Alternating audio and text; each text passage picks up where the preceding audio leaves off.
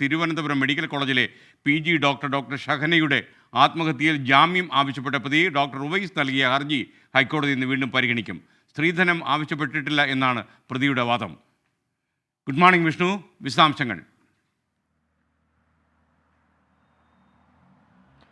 Good morning. കഴിഞ്ഞ ദിവസം ഈ ഹർജി പരിഗണിച്ച ഘട്ടത്തിൽ റുവൈസ് പറഞ്ഞ ചില കാര്യങ്ങളുണ്ട്. സർക്കാർ മനഃപൂർവ്വം തന്നെ ഈ കേസിൽ പ്രതിയാക്കുന്നു, സർക്കാരിൻ്റെ പ്രതിച്ഛായ വർദ്ധിപ്പിക്കാൻ വേണ്ടിയാണ് തന്നെ ഈ കേസിൽ ഉൾപ്പെടുത്തിയിരിക്കുന്നത്. അതോടൊപ്പം ഈ വന്ദനാദാസിൻ്റെ കൊലപാതകവുമായി ബന്ധപ്പെട്ട് താൻ പോലീസിനെതിരെ ശക്തമായി സംസാരിച്ചിരുന്നു, അതിൽ നിന്നുള്ള വൈരാഗ്യമാണ് ഈ കേസിൽ തന്നെ ഉൾപ്പെടുത്താനുള്ള കാരണം തുടങ്ങിയ നിരവധിയായ കാരണങ്ങളാണ് റുവൈസ് കോടതിക്ക് മുൻപിൽ സമർപ്പിച്ചത്. പക്ഷേ ആ ഘട്ടത്തിൽ തന്നെ കോടതി ആ വാദം തള്ളുകയായിരുന്നു.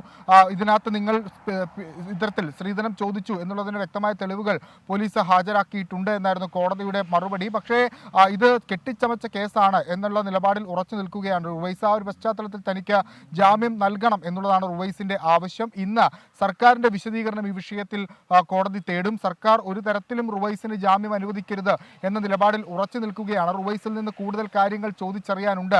പക്ഷേ റുവൈസിന്റെ അഭിഭാഷകൻ പറയുന്നത് ഇവർ തമ്മിൽ വിവാഹം കഴിച്ചിട്ടില്ല. ആ ഒരു പശ്ചാത്തലത്തിൽ സ്ത്രീധന നിരോധന നിയമം അതെങ്ങനെ നിലനിൽക്കുമെന്നൊരു ചോദ്യം റുവൈസിന്റെ അഭിഭാഷകൻ കഴിഞ്ഞ ദിവസം കോടതിയിൽ ചോദിച്ചിരുന്ന ആ കാര്യങ്ങളിലെല്ലാമാണ് ഇന്ന് വാദം കേൾക്കുക. കഴിഞ്ഞ ദിവസം റുവൈസിന്റെ പിതാവിന് ഈ കേസുമായി ബന്ധപ്പെട്ട മുൻകൂർ ജാമ്യം നൽകിയിരുന്നു. ആ ഒരു പ്രതീക്ഷ പ്രതിഭാഗത്തിനുണ്ട്, അതായത് റുവൈസിനും ആ ഒരു ആനുകൂല്യം കിട്ടുമെന്ന്. പക്ഷേ നമ്മൾ മനസ്സിലാക്കുന്നതനുസരിച്ച് അത്തരമൊരു ആനുകൂല്യം കിട്ടാനുള്ള സാധ്യതയില്ല. പരമാവധി തെളിവുകൾ ഇതിനോടകം തന്നെ ജാമ്യം ലഭിക്കാതിരിക്കുന്നതിന് വേണ്ടി പോലീസ് കോടതിയിൽ സമർപ്പിച്ചിട്ടുണ്ട്.